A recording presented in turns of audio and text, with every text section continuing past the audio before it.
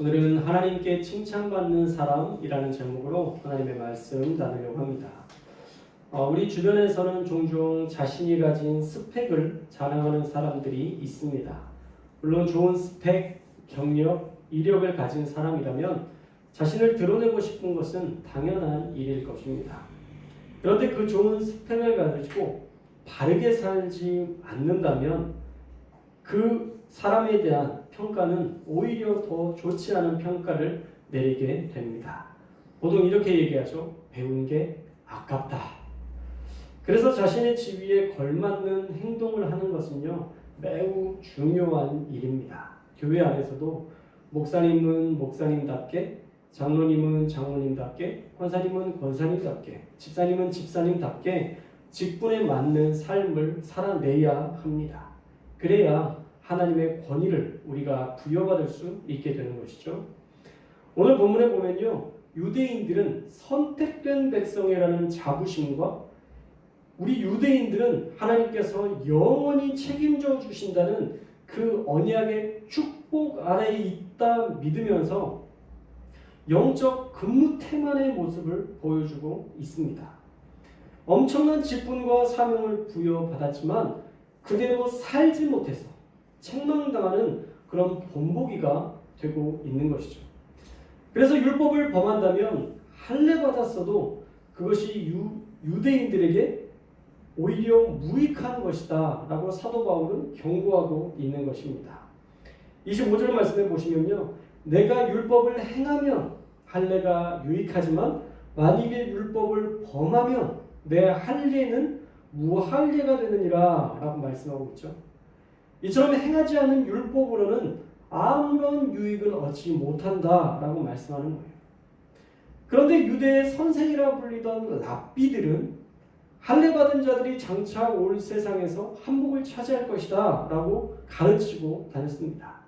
할례 받은 자들이 나중에 하나님의 나라가 임할 때 장차 그 세상에서 한 몫을 차지할 것이다 라고 가르쳤으니까 많은 사람들이 그 말씀 때문에 할례를 받아야 되는구나 라고 착각할 수 있게 되었다라는 것이죠. 그래서 데이톤이라는 신학자는요, 할례를 받음으로써 외적인 유대인이 되지 않고서는 아무도 구원받을 수 없다는 주장을 그 당시 유대인들이 펼쳤다라고 말씀하고 있습니다. 그러니까 그 당시에 유대인들이 얼마나 할례에 대해서 중요하게 생각했을지, 어쩌면 그 중요성을 구원과도 연관시킬 만큼 그렇게 할례를 중요하게 여겼다라는 것이죠. 그러나 25절 말씀에서 바울은 그 생각을 완전히 깨버립니다. 율법을 네가 만약 행했다면 그 할례가 구원까지 이룰 수 있는 능력이 있겠지만 만약 네가 율법을 범하는 자라면 그 할례 무익하다라고 할례의 무익함을 선언하고 있는 것입니다. 자, 더 깊이 들어가면요, 율법을 행하지 않는 너의 할례는 장차 올 세상의 한 몫은커녕 너희는 구원과도 상관이 없다라는 말씀이기도 합니다. 유대인들은 지금 겉모습, 율법의 행위를 중시하고 있는데 정말 그 율법을 가진 것으로 율법을 실천하느냐, 그것은 그들과 관련 없는 일이었다는 거예요. 그러니까 중요하게는 생각하지만 실천은 하지 않았다라는 것이죠. 그리고 예수 없이 할례만 있으니 예수님을 통해서 갈 수 있는 그 나라에 그들은 들어갈 수가 없는 거예요. 우리가 알고 있는 그 복음의 진리와는 부합되지 않는 것입니다. 잘 생각해 보세요, 여러분. 예수님 없는 할례가 무슨 의미가 있을까요? 예수님 없는 선행이 무슨 의미가 우리에게 있겠습니까? 우리가 예수님 안에 있을 때 우리의 선도, 어쩌면 우리가 가지고 있는 죄책감도, 또 우리의 삶의 슬픔과 고통도 예수님으로 말미암아 변화되고 그것이 은혜로서 승화되는 것이지, 예수님 없는 모든 길은요 다 목적지가 지옥행이니까 그게 무엇인들 그들이 의미 있는 삶을 살게 되겠습니까? 그래서 할례를 했다고 해도 그건 무할례요. 아무런 능력이 없는 할례다라고 사도 바울은 단언하고 있는 것입니다. 그리고 이어서 26절에서는 역으로 또 생각을 전환하게 되죠. 할례자가 율법을 지키지 않아서 무할례자가 된다면 무할례자가 아이고 복잡하다. 율법을 지켰다면 할례를 행한 자처럼 여겨야 하지 않느냐라는 반박을 시작하는 거예요. 그러니까 말이 조금 어려워서 그런데 그냥 여러분 쉽게 생각하세요. 쉽게 풀면요. 만일 이방인이 안식일을 지켰다면 율법을 지킨 거잖아요. 그렇죠? 유대인들이 할례를 행했다면 그것도 율법을 지킨 거잖아요. 그러니까 똑같이 율법을 지킨 거니까 이방인이 안식일을 지켰다고 해도 그 사람이 행한 그 율법을 지키는 것으로 하나님이 받아주시는 것은 당연하다. 그런 말이에요. 이 쉬운 말을 왜 이렇게 어렵게 써놔도 다들 어렵게 생각할 수 있는데 그렇지 않습니다. 자, 할례를 지킨 것도 율법을 지킨 것이고 안식일을 지킨 것도 율법을 지킨 것이니까 똑같이 하나님이 받아주신다는 논리를 펴면서 유대인이 지킨 율법도 받으시고 이방인이 지킨 율법도 받으신다는 말씀이에요. 사실 성경 어디에도요 이방인의 구원이 없다라고 말씀하지 않으셨습니다. 그리고 유대인의 역사를 보면 이방인이었던 라합을 통해서도 룻기에 나오는 나오미의 며느리 모압, 여인 룻을 통해서 더 위대한 인물들, 세상에 놀라운 구약의 인물들이 한 분씩 드러나기 시작합니다. 그러니까 로마서를 쓰는 이 시대에만 이방인들을 받지 않는다? 할례 받지 않는 사람들은 구원받을 수 없다라는 말은 사실 구약의 말씀과 모순되는 말씀인 거예요. 율법을 지킨 이방인도 하나님이 분명히 받아주실 텐데 자 그렇다면 27절입니다. 무할례자 이방인이 율법을 온전히 지키면 율법 조문과 할례를 가지고 율법을 범한 할례 받은 유대인들을 이방인들이 당연히 정죄하지 않겠느냐라는 말씀을 펴고 있어요. 왜 이렇게 어렵게 쓴 거예요? 좀 쉽게 풀어서 쓰지. 그죠? 그냥 대충 뭔지는 알겠는데 확 들어오진 않잖아요. 쉽게 이야기하면 우리 아이들만 봐도 먼저 믿은 우리가 말씀대로 살지 않으면 우리에게 책망할 때가 많아요. 아빠 밥 먹을 때 기도하고 먹어야지. 너무 배고플 때 아무 생각 없이 그렇게 밥을 먹고 나면 아이들이 아빠를 가르칠 때가 종종 있습니다.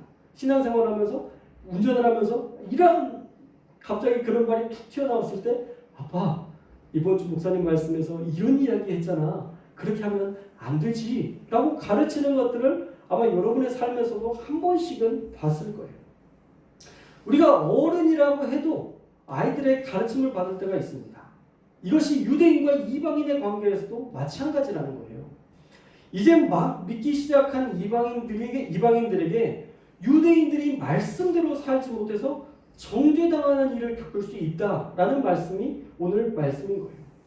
그래서 유대인들이 받은 할례, 율법을 받은 자라는 선민 사상이 중요한 게 아니라 선택받은 백성이라는 그 생각이 그들을 구원에 이르게 하는 것이 아니라 말씀을 행하는 것이 훨씬 더 중요한 것임을 강조하고 있는 것입니다.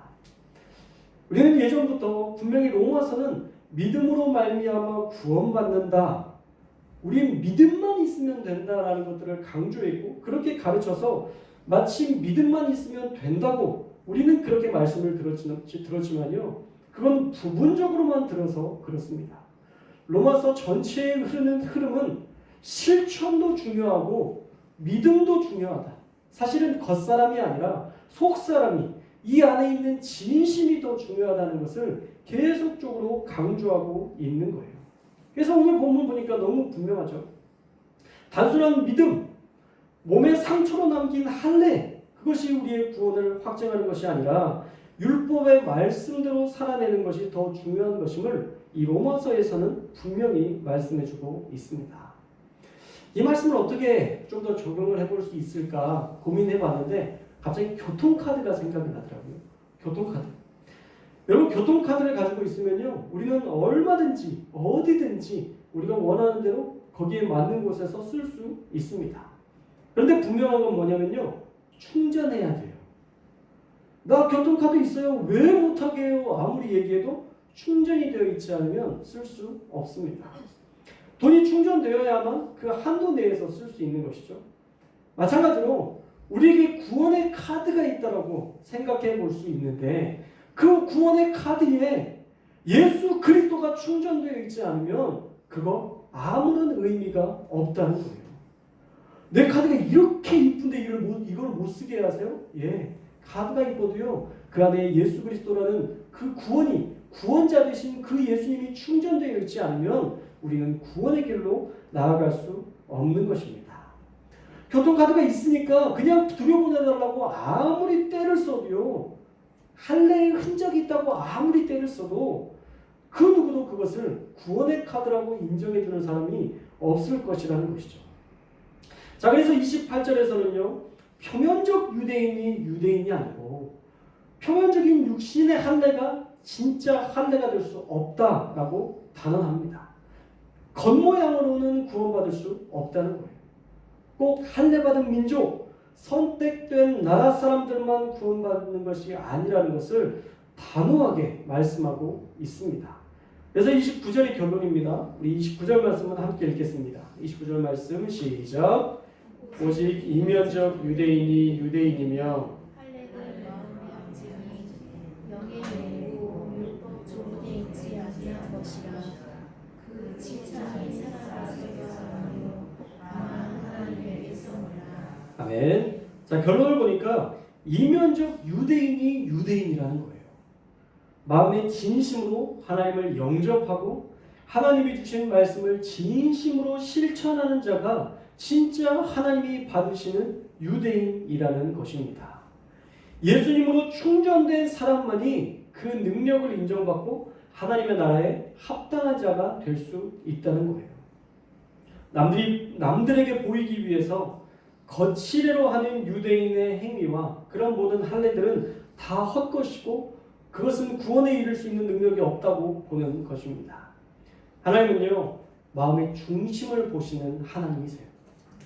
여러분들이 지금 예배를 드릴 때 어떤 마음가짐과 어떤 자세와 어떤 태도로 드리는지 하나님은 다 알고 계십니다. 그래서 여러분의 그 예배 하나님께서 받으실 만한 예배가 되기 위해서는요 우리 안에 간절함이라는 이 마음이 이 안에 포함되어 있어야 하고 우리 안에 진실함이라는 이 은혜가 포함되어 있어야 합니다. 그럴 때 하나님이 우리의 예배를 받으신다는 거예요. 하나님을 마음에 모시고 살지 않는데 어떻게 그 사람이 구원에 이를 수 있겠습니까?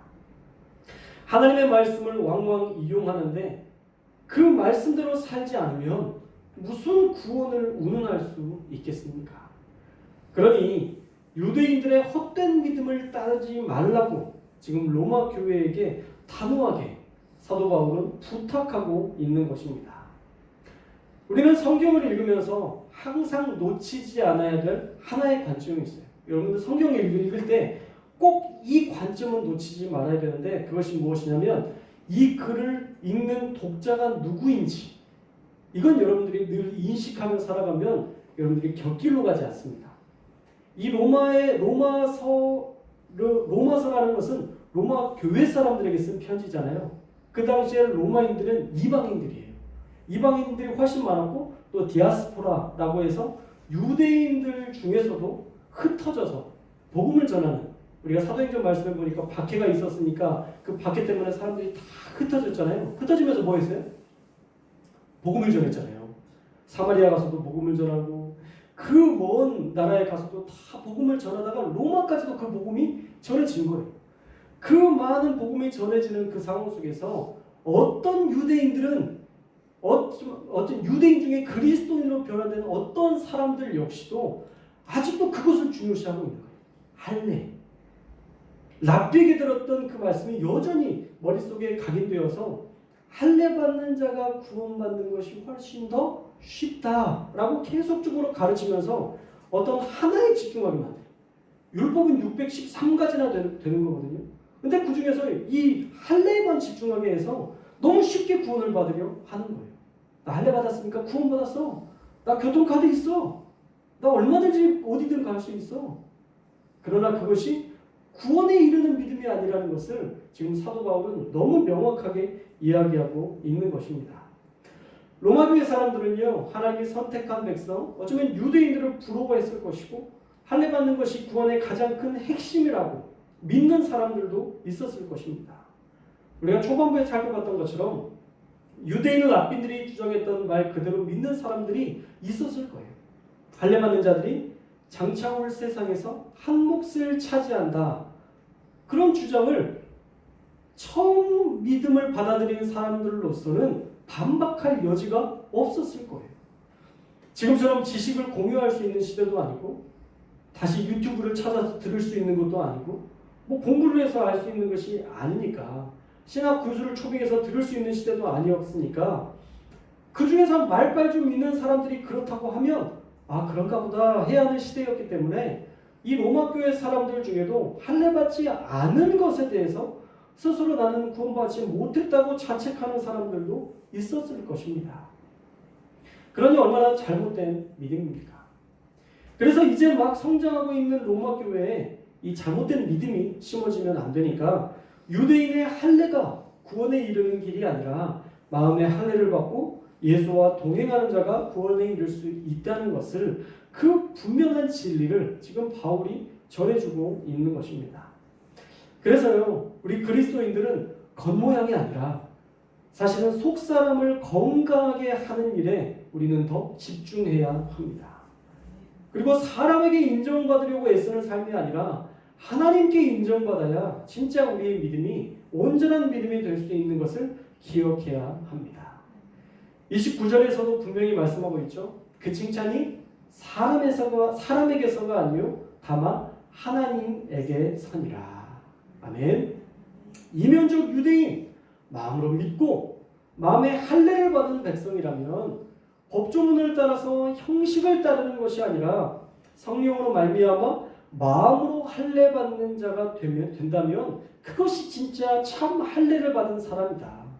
육체에 할례 받아야만 어떤 표시가 있어야만 구원받는 자가 아니라 성령으로 말미암는 하나님의 임재를 누리며 하나님 안에서 동행하는 그런 사람이 진짜 참 할례를 받은 사람이라고 분명하게 말씀하고 있습니다. 물론 할례는 구약에 있어서 정말 중요한 율법이긴 합니다. 그래서 아예 할례 자체가 필요 없다고 말하지 않아요. 그러면 구약에서 중시했던 언약 백성이라는 그런 신념도 무너지기 때문에 마음의 할례를 받는 것이 더 중요하다라는 말로 실천의 중요성을 강조하면서 이방인이라도 말씀을 실천한다면 하나님이 그 사람을 참 할례 받은 자로 인정하고 그 사람을 칭찬하실 것이다. 그렇게 칭찬받는 사람이 진짜 그리스도인이다. 진짜 구원에 이르는 믿음을 가진 자다라는 것을 분명하게 말씀하고 있는 것입니다. 자, 오늘 말씀 어려워 보이는 말씀을 나름 쉽게 풀어드리려고 했는데 더 쉽게 우리가 이해하려면 이제 어떻게 적용하면 될까를 생각해보면 더 쉬워집니다. 자, 이 말씀을 우리에게 적용해서 살펴보면요, 우리가 교회에 등록했다고 해서 구원받는 것이 아니라 매일의 말씀에 순종할 때 우리는 비로소 구원에 이르는 성도가 될 수 있다는 거예요. 여러분, 미워할 것 다 미워하고 내 욕심 부릴 것 다 부리면서 구원도 받겠다는 말은 사실 어불성설이죠. 말이 안 되는 것입니다. 세상 사람들을 보면요, 자기 마음대로 하면서 사는데 사람들에게 사랑받는 사람 없어요. 세상에서도 살다 보면 희생하고 헌신하는 사람들에게 사랑받지 욕심 많은 사람들은 점점 사람들이 멀리하게 됩니다. 하나님도요, 말만 번지르르 하고 삶이 없는 사람, 삶이 없는 성도 절대 기뻐하시지 않는다는 거예요. 그러니 오늘 말씀대로 저와 여러분은 말씀을 실천하는 교회가 될 수 있기를 주님의 이름으로 축원합니다. 말씀대로 살아야 은혜가 충전되고 그 충전된 은혜가 하나님의 권능으로 나타나는 거예요. 말씀대로 살아야 하나님이 그 삶을 받아주셔서 하나님께 칭찬받는 인생이 될 수 있는 것입니다. 그래서 하나님께 칭찬받는 인생이 되면요, 우리는 사람의 인정받는 것에 연연하지 않게 돼요. 하나님 한 분이면 된다는 고백으로 살아갈 수 있어요. 우리의 마음에 풍성한 하나님의 은혜가 임하니까 남편도 용납할 수 있는 힘이 생기고 내 자녀들도 용납할 수 있는 힘이 생기는 거예요. 근데 여러분, 은혜 없이 한번 살아보신 적 있으실지 모르겠지만 여러분, 그런 적은 한 번도 없으시죠? 어떻게 그리스도인이 은혜 없이 살아? 그죠? 여러분, 한 번도 그런 일이 없을 텐데 제가 아는 어떤 사람들을 보면 은혜 없이도 얼마든지 살아가더라고요. 은혜가 없으니까 가정에서 늘 분란이 있고 은혜가 없으니까 용납할 수 있는 힘이 없어요. 그래서 그리스도인답게 살아가지 못할 때가 너무 많은 것을 보게 되었습니다. 그래서 사랑하는 여러분, 저와 여러분 안에 은혜가 채워질 수 있기를 주님의 이름으로 축원합니다. 은혜가 채워지려면 말씀을 나의 것으로 받아들이고, 와, 말씀 너무 좋다. 자, 여기까지는요, 우리가 은혜로 채워지지 않은 거예요. 이제 이렇게 손으로 받은 거예요, 은혜를. 근데 이걸 먹어야 되는데 안 먹으면 아무것도 아닌 거예요. 제가 여러분에게 스테이크를 선물로 줬는데 손으로 받고 있어, 계속 돌아다니면서. 나 스테이크 있어. 여러분, 건강해질까요? 힘 만들까요? 힘 만들죠. 보약을 줬는데 맨날 들고만 다녀. 이거 보약이야. 은혜가 되고 능력이 될까요? 아니면 힘 만들까요? 힘 만든 거예요. 왜 나는 보약이 있는데 건강해지지 않지? 왜 나는 먹을 게 있는데 배부르지가 않지? 말도 안 되는 논리를 가지고 계속 들고 다니는 인생이 말씀만 받은 사람이에요. 거기에서 더 나아가서 이 은혜의 봉지를 찢고 거기 있는 내용물을 먹어야, 실천해야 하나님께서 여러분들에게 건강한 영적 능력과 권능을 부여하신다는 것을 여러분들이 꼭 기억하셔야 될 줄로 믿습니다. 그래서 오늘 여러분에게 주신 은혜의 말씀이 있잖아요. 그러면 딱 한 가지만 여러분들의 삶의 자리에서 돌아가서 실천해 보세요. 오늘 하나님이 나에게 많은 말씀을 주셨는데 목사님이 뭐라고 하셨지? 모르겠다. 그렇게 돌아가시면 안 되고, 내가 오늘 들은 말씀처럼 어떤 것을 순종할 수 있을까? 그럼 한번 찾아보세요. 내가 어떻게 은혜를 은혜로 받을 수 있을까? 한번 고민해 보세요. 그것이 여러분의 삶의 자리에 들어가서 말씀을 읽을 때 다시 채워질 수도 있고요. 여러분들이 말씀을 주신 어떤 것이 여러분에게 너무 강렬해서 이제는 그 누군가를 용납해야 되겠다, 그런 생각이 든다면 그건 역시도 하나님이 주시는 그런 귀한 말씀이 될 줄로 믿습니다. 그 한 가지만 순종해 보시면, 제 아내랑 같이 지내고 있잖아요. 오늘 새벽 말씀을 가지고 우리는 계속 같이 이야기했습니다. 어떤 말이 조금 이렇게 거슬리는 이야기가 들리면 목사님 오늘 하신 말씀 기억하시죠? 그럼 이제 또 이렇게 그렇죠. 더 좋은 말씀으로, 부드러운 말씀으로 다시 바꿔서 이야기하고, 여러분 그렇게 하는 훈련들이 필요한 거예요. 부드러움이 단번에 나오지 않아요. 그런데 훈련하다 보면 이게 습관이 되고 그것이 나중에는 능력이 되기도 해요. 우리 새벽 예배 나오는 권사님들이나 우리 집사님들은 그렇게 변화되는 것들을 저는 느낍니다. 정말 많이 느껴요. 정말 많이 변화됐고 정말 하나님이 보시기에도 아름답다고 생각할 정도로 그렇게 성장하는 모습들이 보였어요. 물론 새벽 예배 안 나오시는 분들 역시도 계속 성장하고 있는 것들을 보게 하십니다. 누가 됐든지 여러분들이 하나님의 말씀을 붙들고 살아갈 때 우리는 변화될 수 있고 새로운 몸을 입은 새로운 삶을 살아내는 그러한 새로운 피조물로서의 그리스도인으로 살아가게 될 줄로 믿습니다. 만약에 오늘 들은 말씀에 딱 한 가지만 순종하는 저와 여러분이 되어서 다음 주에 돌아오실 때 정말 더 성장해 있는, 스테이크다, 보약이다, 이러고 끝나는 인생이 아니라 여러분들에게 주신 그 은혜를 여러분 취함으로 여러분 안에 권능이 나타나는 역사 더 많이 경험하는 저와 여러분들 되시기를 주님의 이름으로 축원합니다.